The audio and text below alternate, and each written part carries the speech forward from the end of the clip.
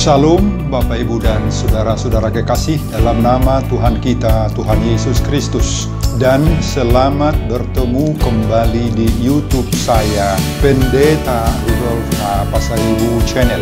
Dengan dan lewat channel ini, saya komit untuk senantiasa menyebarkan pengajaran firman Tuhan. Karena saya percaya berlandaskan Yesaya pasal 55 ayat 11 bahwa firman Tuhan yang saya dan Bapak, Ibu, Saudara-saudara semuanya juga ikut sebar lewat apapun termasuk lewat video ini tidak akan kembali dengan sia-sia, tetapi akan bekerja sendiri lewat kuasa dan berkat urapan Roh Kudus.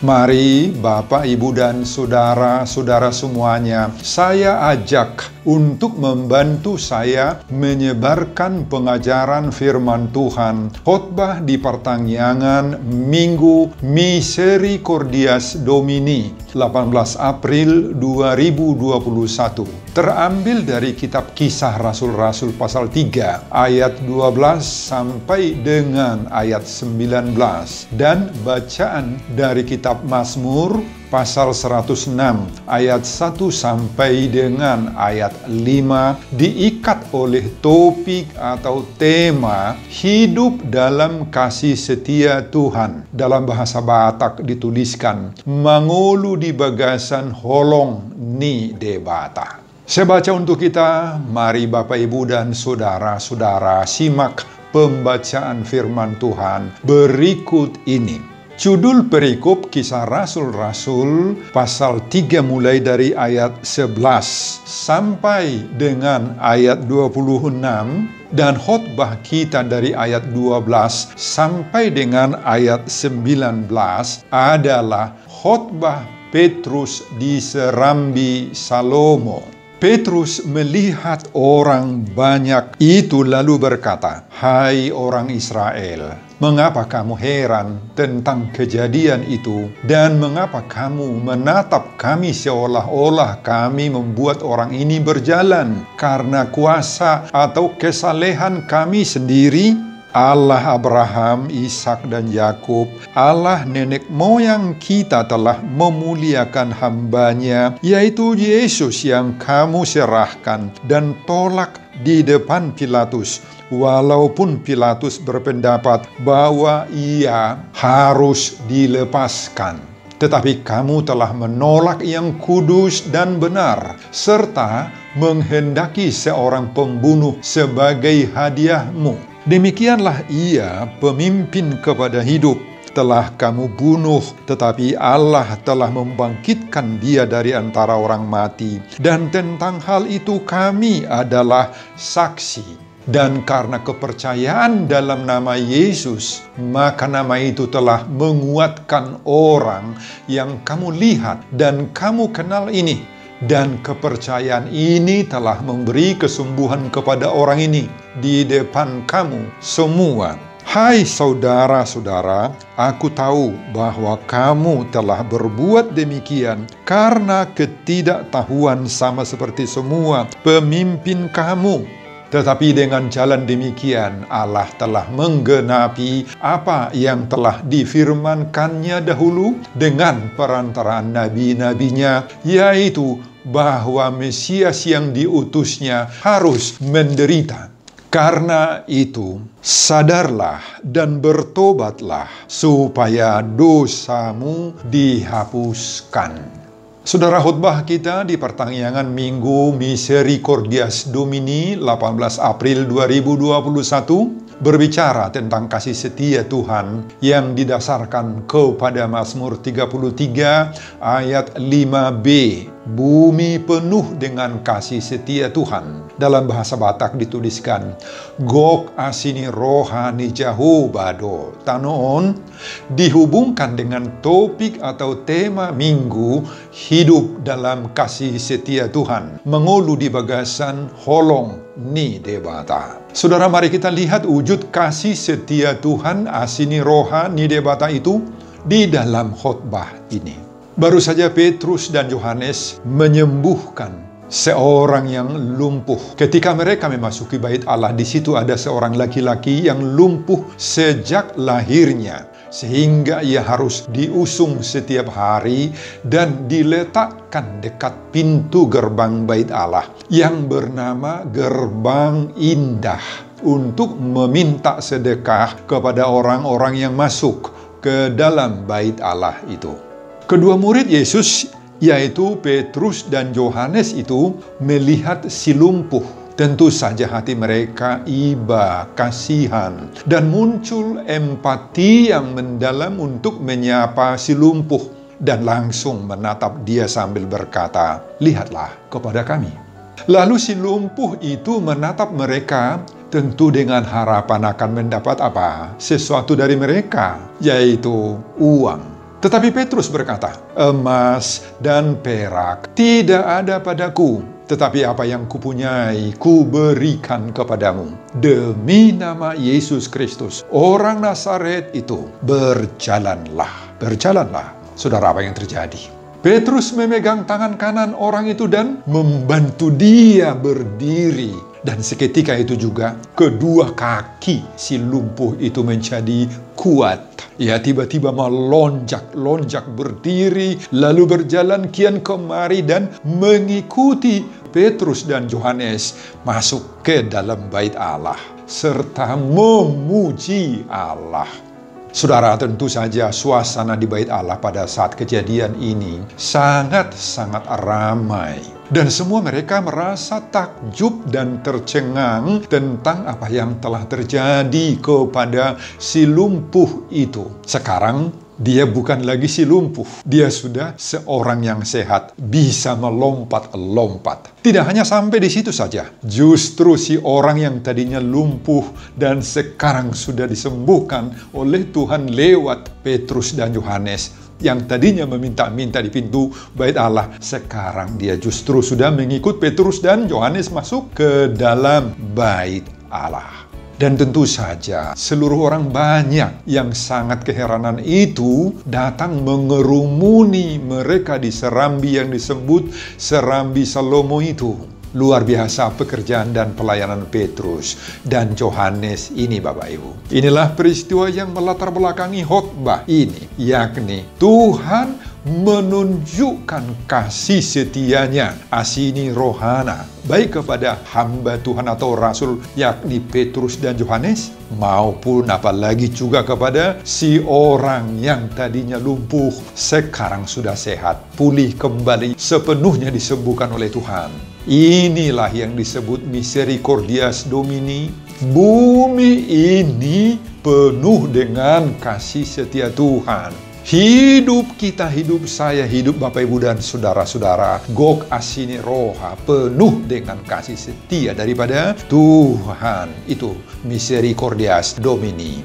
Dan apa yang terjadi selanjutnya setelah dia sembuh? Ketika orang banyak itu datang mengerumuni Petrus dan Yohanes di Serambi Salomo, di dalam hati, pikiran, dan benak pandangan mereka, kedua murid ini, Petrus dan Yohanes itu, memiliki keluarbiasaan, mampu membuat tanda-tanda ajaib, ilmunya tinggi dan sungguh-sungguh mengherankan.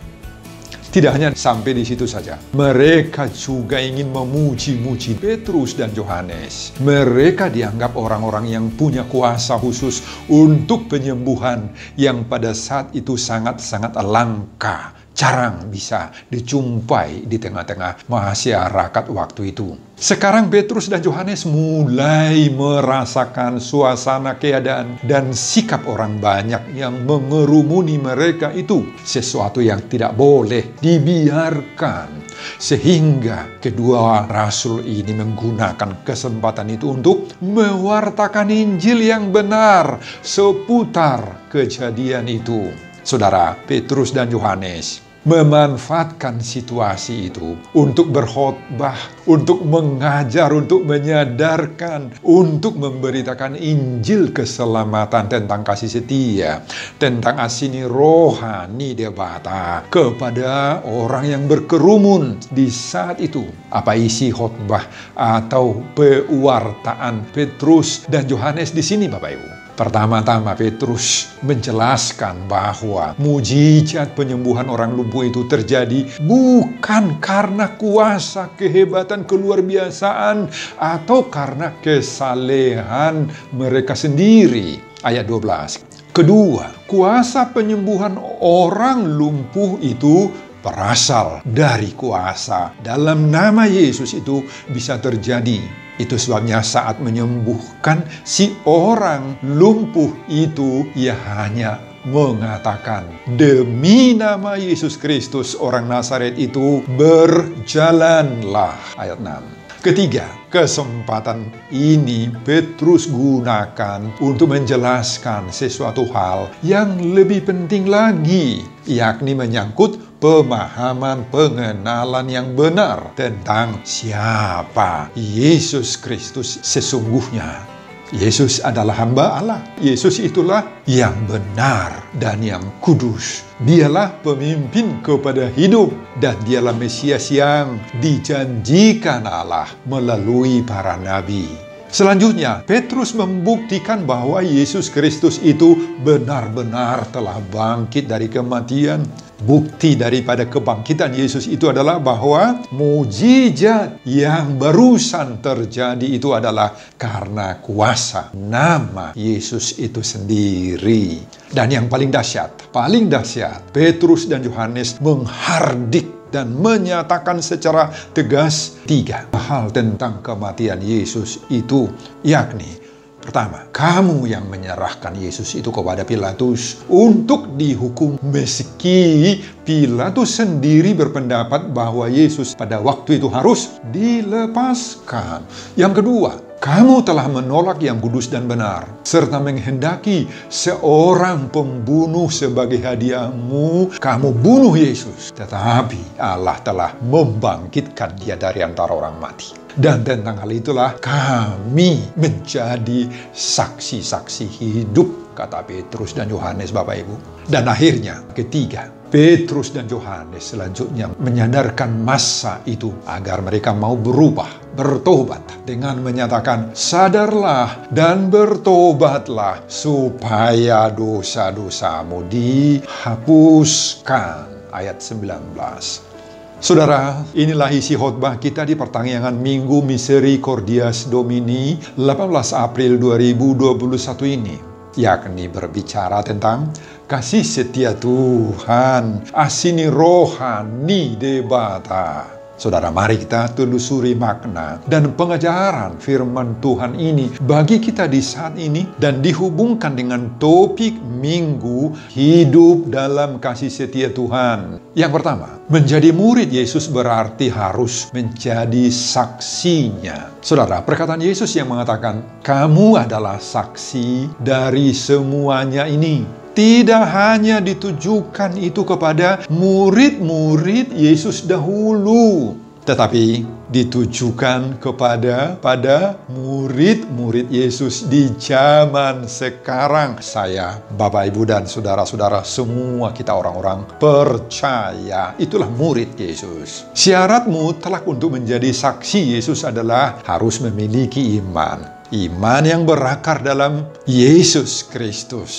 Dan itu hanya bisa terbentuk apabila kita terus-menerus membangun relasi pribadi kita dengan Yesus. Baik itu dalam doa, ibadah, serta terus belajar mengenal Yesus lewat dengan pembacaan-pembacaan kita. Mau merenungkan kitab suci firman Tuhan, mau mendengar khotbah-khotbah dan pengajaran-pengajaran gereja kita masing-masing, Bapak Ibu. dalam menjalankan misi dan tugas perutusan kita sebagai saksi Kristus ini, maka setiap orang kita pasti menghadapi berbagai-bagai cobaan. Ini bukan mudah, gak mudah menjalankan misi Allah itu, Bapak Ibu. Banyak tantangan, banyak kesulitan, bahkan juga menghadapi penderitaan dalam menjalankan tugas sebagai saksi Kristus Yesus. Tetapi ingat, percayai, Dia yang mengutus kita juga akan memampukan kita dan akan membekali kita dalam menjalankan misi itu, Bapak Ibu.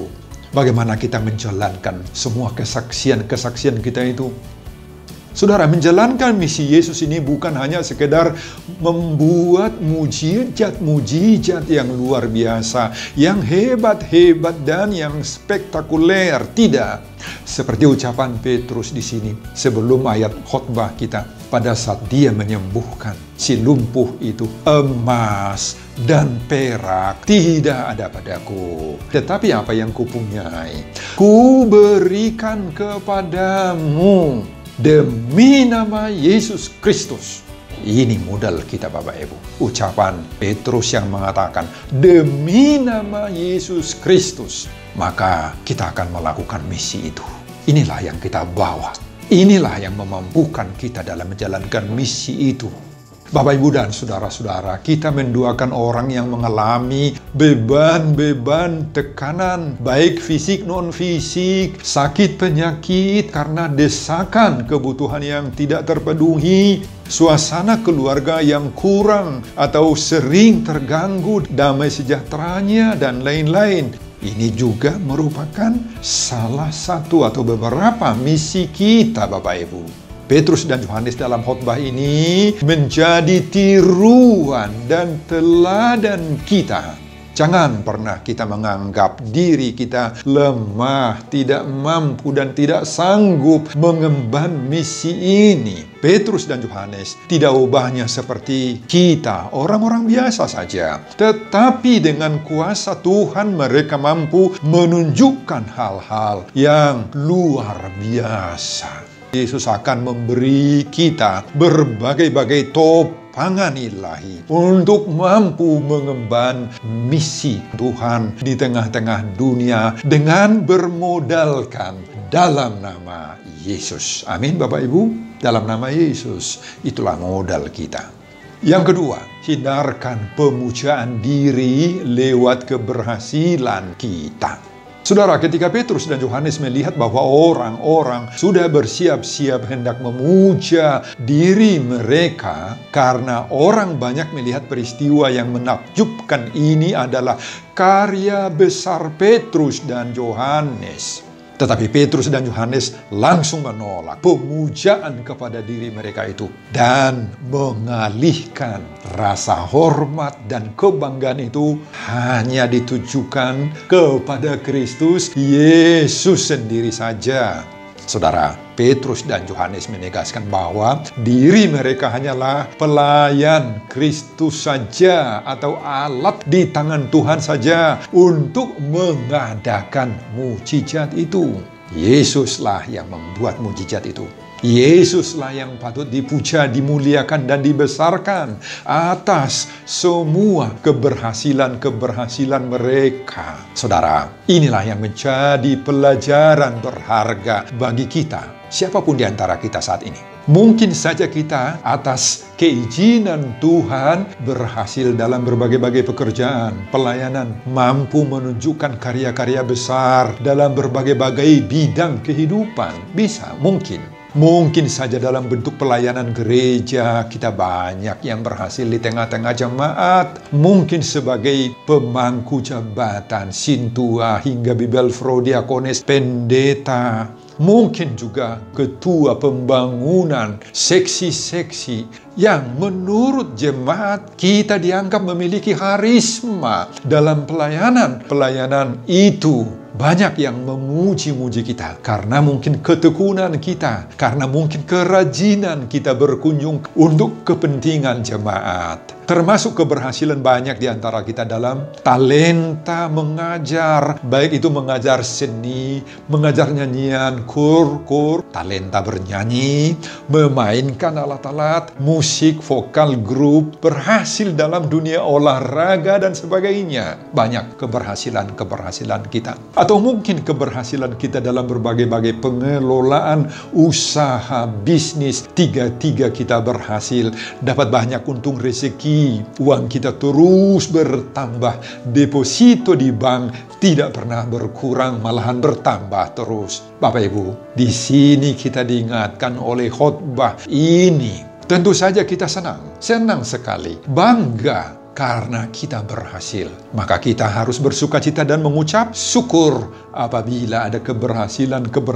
kita seperti itu. Bangga sekali kita, dan itu adalah manusiawi. Namun, dalam keadaan seperti itu, banyak orang yang menjadi sombong, tinggi hati, angkuh, inginlah dipuji-puji, ingin diangkat-angkat orang. Banyak orang yang seperti itu. Tetapi di sini kita diingatkan agar kita dengan rendah hati menganggap itu adalah asini roh, kasih setia Tuhan, sehingga kita harus menggeser dan mengembalikan pujian dan pemujaan yang berasal dari orang banyak itu kepada Tuhan saja. Jangan biarkan kehebatan kita itu dipakai oleh iblis, jadi sombong, jadi tinggi hati, menjadi angkuh. Katakan dalam hatimu, Bapak Ibu, hanya Tuhan yang layak dipuji dalam segala keberhasilan kita di tengah-tengah masyarakat gereja dan dalam dunia pendidikan, dunia olahraga, dunia bisnis, ekonomi, dan lain-lain. Amin, Bapak Ibu, amin. Arahkan semuanya kepada Tuhan. Yang ketiga, arahkan pemahaman dan pengertian orang yang salah itu kepada kebenaran sesungguhnya. Banyak orang yang terheran-heran tadi melihat kesembuhan si lumpuh. Mungkin mereka tidak habis pikir bagaimana kesembuhan itu dapat terjadi ya. Padahal orang tersebut sudah lumpuh sejak lahir. Nah, ini pikiran orang. Itu sebabnya mereka mengikuti dan mengerumuni Petrus dan Yohanes ke dalam bait Allah. Sebab mereka mengira Petrus dan Yohaneslah yang menyembuhkan orang lumpuh tersebut. Mereka ingin memuji-muji Petrus dan Yohanes. Tetapi Petrus dan Yohanes menyadari bahwa mereka sendiri sama sekali tidak memiliki andil dalam mujizat penyembuhan itu. Nah, itu sebabnya sekarang Petrus dan Yohanes berusaha menyadarkan khalayak ramai itu dengan mengarahkan pemikiran orang yang salah itu kepada kebenaran, Bapak Ibu. Saudara, inilah juga tugas kita saat ini. Ada banyak orang yang salah pemikirannya tentang berbagai-bagai hal, berbagai-bagai peristiwa yang terjadi dalam hidup. Kita harus mampu dan bisa menuntun setiap pemikiran, anggapan teman-teman kita yang salah, yang keliru, terutama menyangkut keberadaan Yesus yang banyak disalahpahami, disalahartikan orang, bukan saja orang dari agama lain, justru dari antara kita juga banyak yang salah mengerti, salah memahami siapa Yesus itu di dalam hidupnya. Ya, lewat medsos, lewat Facebook, lewat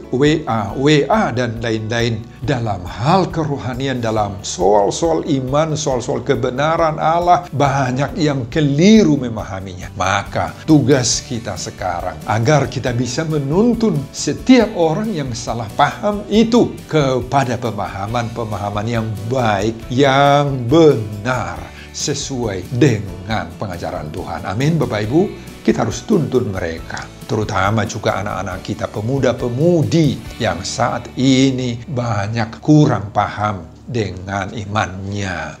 Yang keempat, pengajaran dari khotbah ini, pertobatan merupakan pintu pertemuan kita dengan Kristus Yesus. Saudara, Petrus dengan sangat berani membeberkan kesalahan-kesalahan pendengarnya saat itu, terutama tentang Yesus. Karena mereka tidak memahami dan mengenal siapa Yesus yang sebenarnya itu, maka mereka bertindak brutal terhadap Yesus dengan membunuh Yesus lewat penyaliban. Tetapi Petrus saat ini mengingatkan orang banyak itu, bertobatlah supaya dosamu dihapuskan. Saudara, di saat ini Bapak Ibu, manusia-manusia di zaman modern tidak kurang banyaknya yang juga melakukan dosa-dosa seperti di zaman Petrus ini. Ada dosa kesombongan, ada dosa keangkuhan, seakan-akan kita bisa hidup tanpa Tuhan. Ada dosa yang masih banyak menyangkal kuasa Tuhan dalam hidupnya, yang apatis terhadap gereja, terhadap kerohanian, nggak mau tahu tentang agama, kurang menghargai dan mempraktekkan ibadah doa. Banyak orang yang tidak mengandalkan imannya lagi, tetapi sudah mengandalkan logikanya, sudah mengandalkan otak, akal, budi, ilmu pengetahuannya. Ini kenyataan hidup banyak orang. Lalu, apa yang harus kita lakukan? Seperti dalam ayat 19 ini, karena itu sadarlah dan bertobatlah supaya dosamu dihapuskan. Saudara, ingatlah bahwa kejahatan yang mengerikan bukan saja dengan membunuh Yesus seperti yang dilakukan orang-orang di zaman Petrus ini. Tetapi membunuh Yesus adalah perilaku yang menyia-nyiakan, yang mempermainkan imannya. Berbagai-bagai perilaku yang tidak terpuji secara moral. Kebejatan moral, pembohongan, penipuan. Semua ini menutup pintu perjumpaan kita dengan Yesus. Nah, Bapak Ibu, inilah yang harus kita akhiri supaya kita mendapat kasih setia Tuhan asini rohani debata. Pertobatan itulah yang menjadi pintu pertemuan kita dengan Yesus. Pertobatanlah. Pertobatan yang kita maksudkan di sini apa? Ya, karena banyak orang yang mengatakan, oh, aku kan sudah jadi Kristen, aku nggak butuh lagi pertobatan. Banyak orang yang mengatakan seperti itu. Pertobatan di sini adalah kemauan kita mengambil sikap, menyingkirkan dosa-dosa dan berbagai-bagai pelanggaran yang tidak dikehendaki oleh Tuhan. Bertobat memiliki makna bahwa kita juga harus siap, harus bersedia, mau menjadi pewarta kabar baik, mau menjadi orang yang menyatakan hanya di dalam Yesuslah ada keselamatan dan kehidupan yang sejati.